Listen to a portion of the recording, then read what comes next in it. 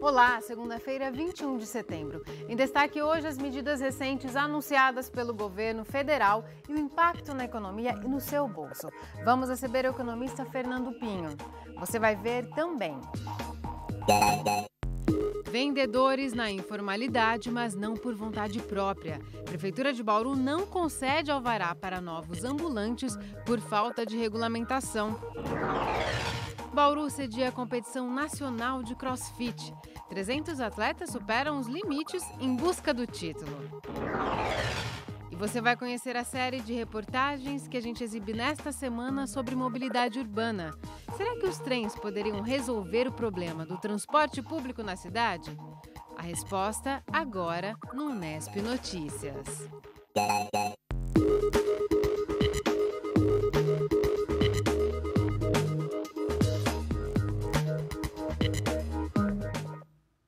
Novos ambulantes que queiram se formalizar em Bauru não conseguem alvará. Isso porque a lei municipal que regulamenta a concessão está desatualizada. O jeito é ficar na informalidade ou buscar alternativas para manter o ganha-pão. O food truck do Pedro é especializado em hambúrgueres. Hoje ele circula pela cidade em busca de clientes, mas nem sempre foi assim. Antes de ter o carro, Pedro vendia os lanches em uma barraca e foi nessa época que saiu em busca de um alvará.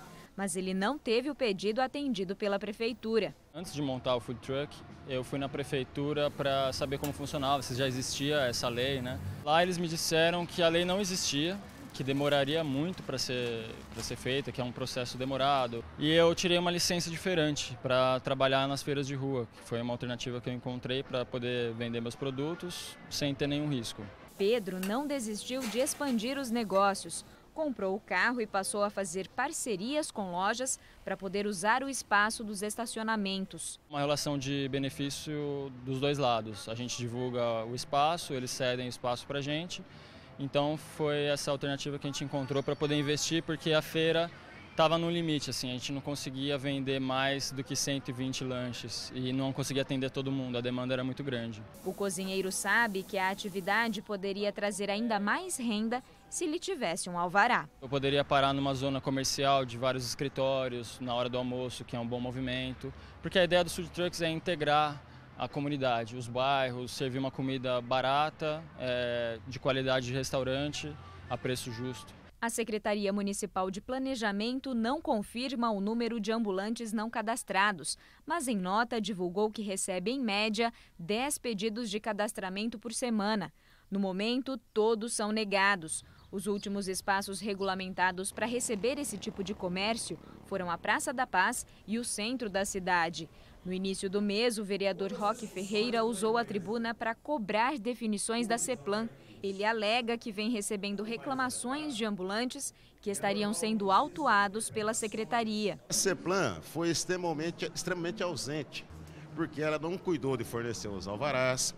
E agora ela começa a notificar 1.000 trabalhadores em toda a cidade, de diversas áreas, que eles devem fechar o seu negócio. A CEPLAN agora tem que buscar uma saída positiva, ainda mais no momento de crise de natureza econômica, né? Essas pessoas sustentam famílias, essas pessoas contribuem, de certa forma, com a economia da cidade. O economista Reinaldo Cafeu confirma que, neste momento, o impacto do trabalho informal na economia é grande e ressalta a importância de se buscar a formalização. Quando você tem momentos como esse de crise, há um crescimento dessa informalidade e passa a ser essa informalidade até uma questão de sobrevivência. Tanto a pessoa que contrata como a pessoa que presta serviço vive numa insegurança jurídica e isso não é bom para a economia, não é bom para a pessoa. Buscar a renda é importante, mas usar os mecanismos de legalização também é importante. Cafeu também alerta para o fato de a CEPLAN ainda ter que combater uma outra prática na cidade, o comércio de vagas entre ambulantes que conseguiram a regulamentação no passado. A questão envolvendo os informais ou o mercado paralelo ou os camelôs, como queiram chamar, nunca foi enfrentada. Primeiro por questões políticas, ninguém quis, vamos dizer no português, claro, peitar essa situação. E segundo, que falta fiscalização. Então é aquela coisa, uma hora eu faço um pouquinho mais para a esquerda, ninguém vem, eu vou ficando. Daí a pouco eu compro o ponto do lado, amplio, vou ficando. Chega um momento que alguém tem que ir lá e falar, peraí, como é que está a sua situação. O titular da CEPLAN reconhece que há comércio de vagas e disse que planeja uma adequação por meio da atualização da lei existente. Um levantamento, se fizer, talvez não tenha 50% daquelas pessoas que receberam a benesse da prefeitura de se estabelecer num lugar.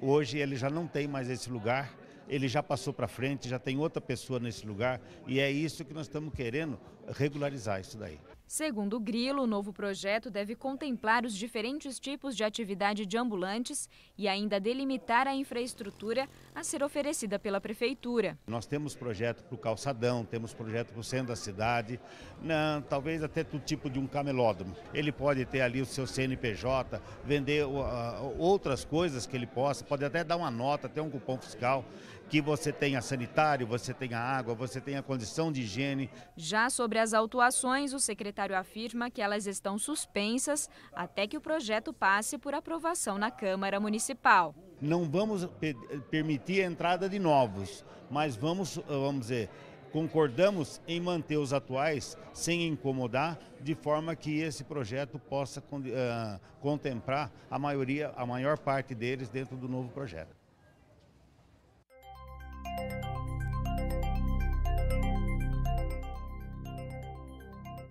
Hora da previsão do tempo para esses últimos dias do inverno. Pois é, quarta-feira chega a primavera. E a gente vai saber o que esperar da nova estação no boletim do IPMET. Próximo mês nosso é o mês de outubro, que para nós é a estação chuvosa. Começa a ocorrer a estação chuvosa, geralmente a partir da segunda quinzena de outubro, né? Então, para nós, a mudança de estação só significa uma coisa. A partir de outubro está aberta a estação dos tornados e das tempestades, que é quando ocorre nessa época do ano.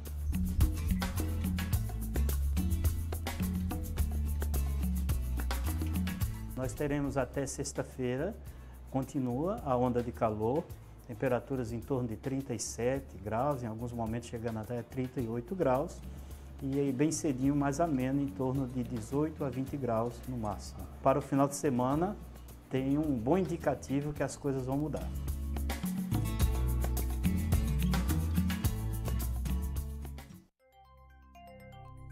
Agora à tarde faz sol em todo o estado de São Paulo. O tempo continua estável nos próximos dias. Em Bauru, a umidade do ar está bem baixa, em apenas 19%. Não venta neste momento. Hoje a mínima foi de 18 e a máxima chegou a 36 graus. Amanhã, os termômetros devem variar entre 21 e 33 graus. Depois do intervalo você vai ver. Competição nacional de CrossFit reúne 300 praticantes em Bauru. Em disputa, força e agilidade. Continue por aqui que o intervalo é bem rápido. Bauru recebeu pela primeira vez neste fim de semana uma competição nacional de CrossFit, a Giants Games. A prática é considerada uma modalidade esportiva e pleiteia até lugar na Olimpíada. A gente foi conferir o que move esses apaixonados por condicionamento físico. As caras denunciam a exaustão. O esforço é parte da competição e também rotina nos treinos de CrossFit. A prática busca o condicionamento físico com movimentos funcionais em alta intensidade. Nesse tipo de campeonato, os atletas se organizam em grupos que cumprem diferentes tarefas para somar pontos. Com um título em disputa, a motivação para se superar fica ainda maior. Você começa competindo com você se superar. Aí quando você começa a superar os seus desafios, os seus medos, você começa a querer partir para as batalhas, que são os games, as competições, para você conhecer novas pessoas e se conhecendo também, de cabeça aos pés, preparo, força, resistência, tudo. Na piscina, o desafio é cumprir no menor tempo possível 250 metros nado livre, intercalados com agachamento numa perna só, e também com levantamento desse peso. É preciso preparo porque o risco de lesão é alto. O risco de lesão ele aumenta devido ao grande esforço físico. Porém, aqui nós temos atletas preparados para isso. É uma competição de alto nível, onde o alto rendimento é buscado. Portanto, os atletas que chegam até aqui, eles têm que estar preparados para isso, para enfrentar o máximo que o corpo permite. Quem não sai ileso conta com a forcinha do pessoal do apoio. Os profissionais lançam mão de diferentes técnicas para ajudar na recuperação. O objetivo do nosso trabalho aqui é preparar os atletas para as próximas provas. Haja vista que o CrossFit é um tipo de esporte que exige muito da estrutura muscular. Quem treina já sabe onde dói e vai lá e aplica os pontos, dá uma liberação de endorfina, dá um relaxamento da irrigação sanguínea no músculo e ele acaba melhorando. Você acaba curando a dor com dor. Organização por trás de um evento desse porte é fundamental. Neste participam cerca de 300 atletas. Sinal de que o esporte vem se difundindo no país. Uma modalidade nova que está crescendo muito no Brasil, ela pode ser praticada por vários tipos de pessoas, né, e diferentes níveis de condição física. Esse grupo mostra que o CrossFit é democrático. O Thiago só tem 14 anos, gostou tanto que logo passou a competir. Antes de começar o CrossFit, eu fazia ginástica, né? Aí meu professor, o Márcio, que era professor de ginástica, me chamou, né? Que ele parou de fazer ginástica. Aí eu vim com ele competir. A equipe do atleta mais novo conta ainda com um dos mais altos. O Vinícius mede 1,95. Para competir, a altura não ajuda. Mas o mais legal para ele é o treino que antecede as disputas. Para mim, na verdade, o que eu gosto é a preparação para a competição, não é nem a competição em si, porque daí o tanto que você treina para depois competir, o ganho que você tem durante esse período é muito grande e não só para a competição, né? E tem espaço, claro, para as mulheres. A médica se encantou pelo CrossFit e topou estrear numa competição. O CrossFit já me trouxe benefício até agora, né? Eu já sou atleta sênior porque eu tenho 46 anos, então eu assim melhorei meu condicionamento, melhorei a força, melhorei em tudo. E aí eu me senti animada porque o ambiente dentro de uma box de CrossFit é muito animador, todo mundo te incentiva, todo mundo te estimula a participar. Hora de competir. Cada grupo soma mais pontos quanto mais peso as atletas levantarem. Tem competidora que aguenta mais de 50 quilos. E quando parece que já foi o bastante, elas emendam uma repetição de movimentos. Haja fôlego para tanto esforço. E sabedoria para saber a hora em que atinge o próprio limite.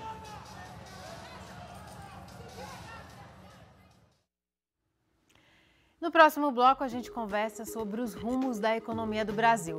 O que muda com as recentes medidas anunciadas pelo governo federal? Quem conversa com a gente é o economista Fernando Pinho. Voltamos num instante só.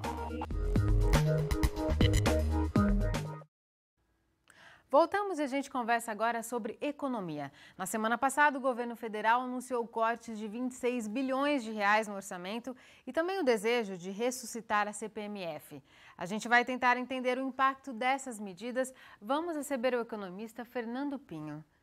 Fernando, muito obrigada por sua presença aqui no Nesp Notícias. E pela oportunidade.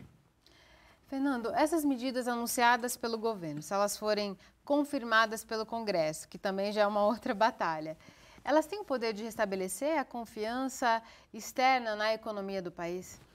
Olha, é uma coisa assim bastante duvidosa essa postura de pensar que o capital estrangeiro ou os grandes empresários vão se impressionar com essa cortina de fumaça que o governo está querendo implantar na economia. Quer dizer, mais uma vez, como nos últimos 30 anos, todas as vezes que há um desajuste provocado por inépcia, por incompetência do governo federal, a população é chamada a pagar essa conta, né?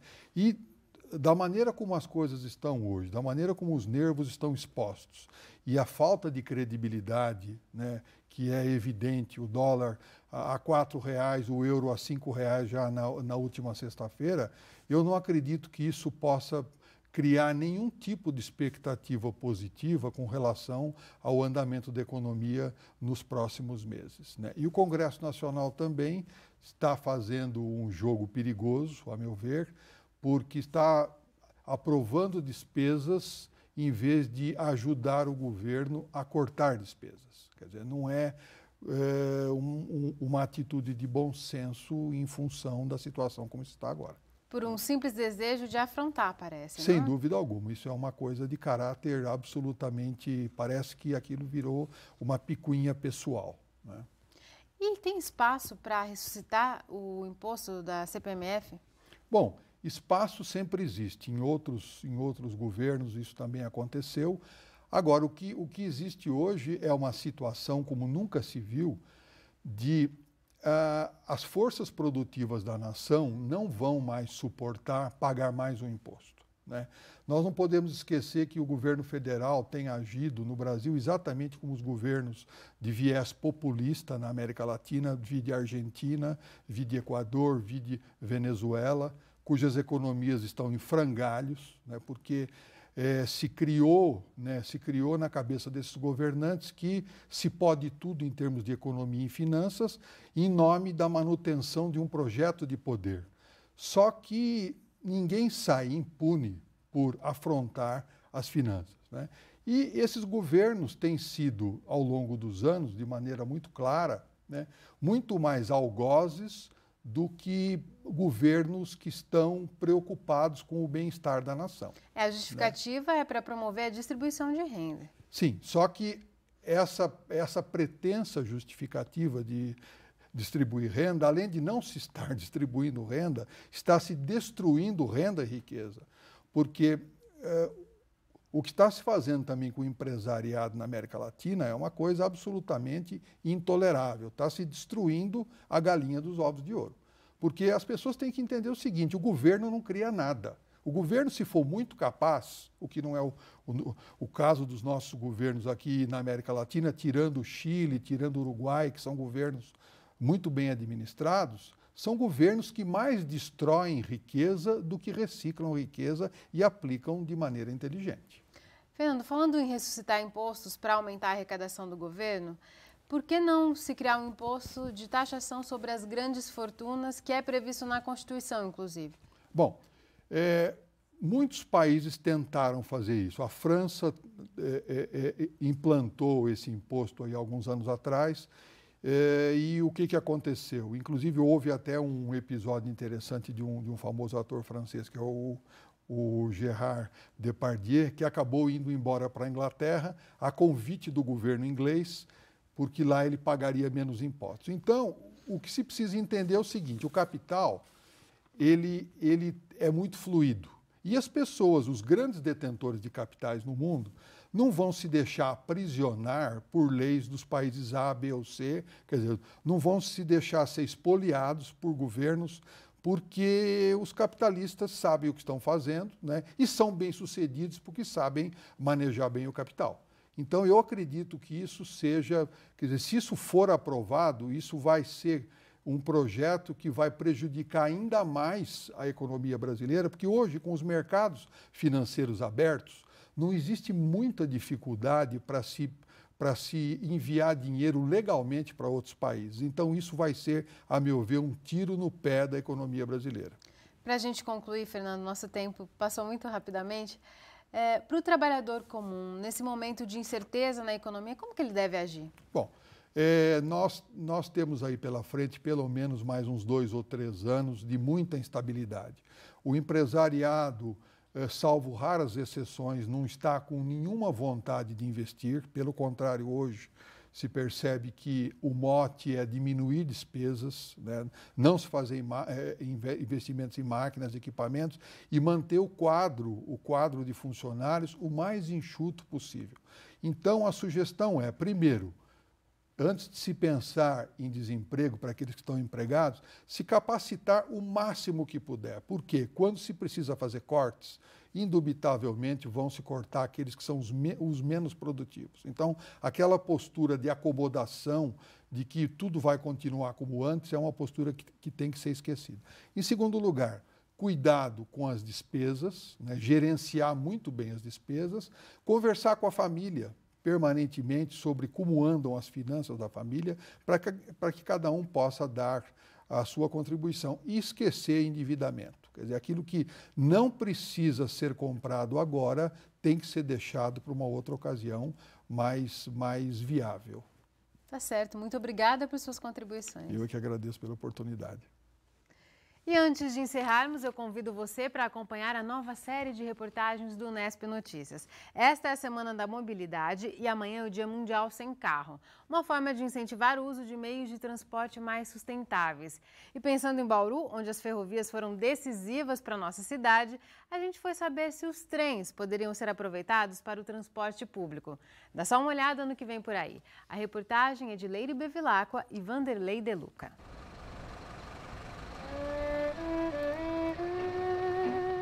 A falta de conservação da principal estação de trem do Centro-Oeste paulista, as linhas sucateadas e os vagões abandonados já não dão mais a dimensão da importância que a ferrovia teve no desenvolvimento de Bauru.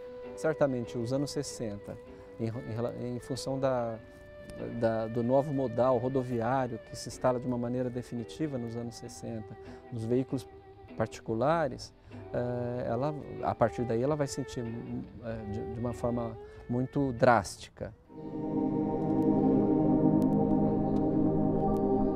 Os anos 80 marcaram o período de agonia das ferrovias. Sem investimentos do governo federal, a rede ferroviária contraiu dívidas e não conseguiu manter os serviços. A partir da década de 90, começou o processo de concessão dos trechos à iniciativa privada. Hoje, as linhas que cortam Bauru transportam apenas cargas. Nos últimos 30 anos, o único transporte coletivo que se consolidou na cidade foi o ônibus, e ainda assim com diversos problemas. Uma cidade tão grande e nós não temos um terminal rodoviário, é uma falta de respeito com os moradores, com os cidadãos.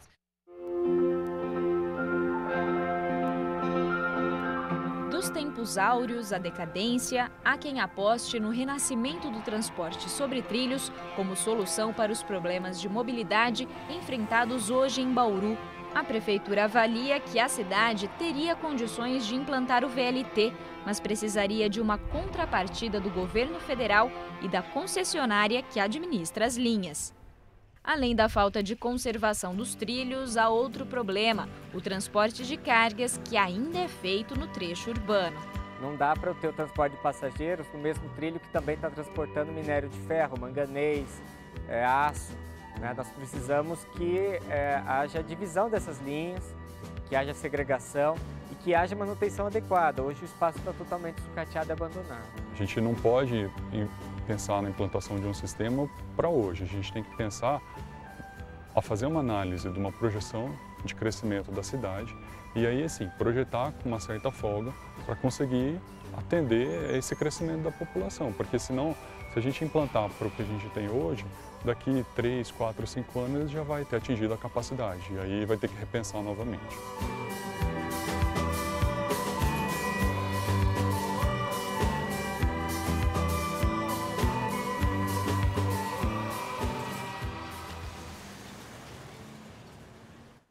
Esse foi só um aperitivo, hein? Você confere a primeira reportagem amanhã, quando a gente volta a se encontrar.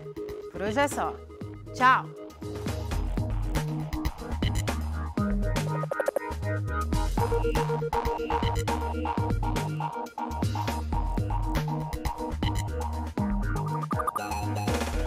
Thank you.